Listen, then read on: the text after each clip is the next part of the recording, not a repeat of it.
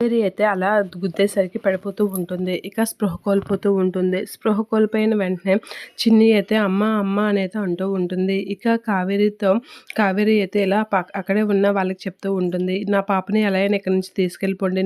నేను ఎలాగో చనిపోతాను. నా కూతురినైనా కాపాడండి. నా కూతురు ఇక్కడే ఉంటే ఖచ్చితంగా చనిపోతుంది. తీసుకెళ్ళిపోండి అనేది బ్రతిమలాడుతూ ఉంటుంది.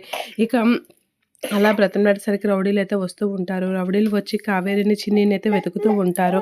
అలా వెతికేసరికి అమ్మ రౌడీలు వచ్చేస్తున్నట్లుగా ఉన్నారు రా చిన్ని అని అయితే అంటూ ఉంటుంది. ఇక కావేరి అయితే అక్కడే ప్రాణాలు అయితే వదిలేస్తూ ఉంటుంది. ఇక అది చూసి చిన్ని ఏడుస్తూ ఉంటుంది. అమ్మ అమ్మ అని ఏడుస్తూ ఉంటే రా చిన్ని అని అయితే తీసుకుని వెళ్తూ ఉంటారు. అలా తీసుకుని వెళ్తూ ఉండగా మా పాపని ఎలాగైనా కాపాడండి, మీరే కాపాడాలి అని చెప్పేసి కావేరి అనే మాటలకి వాళ్ళైతే చిన్నిని అక్కడి నుంచి తీసుకొని వెళ్ళిపోతూ ఉంటారు. అలా తీసుకొని వెళ్ళిపోయి ఆటో అయితే ఎక్కిస్తూ ఉంటారు. ఇక చిన్నిని ఆటోలో ఎక్కించేసరికి రౌడీలు అయితే వస్తూ ఉంటారు. రౌడీలు వచ్చి ఒరే ఆపండి ఆపండి అని అయితే అంటూ ఉంటారు. ఇక వాళ్ళైతే చిన్నిని తీసుకొని వెళ్ళిపోతూ ఉంటారు. మిస్ అయిపోయింది, తల్లి చనిపోయినా సరే బిడ్డని కాపాడలేకపోయాము, ఇప్పుడు ఏం చేయాలి అని అయితే సతమతం అవుతూ ఉంటారు.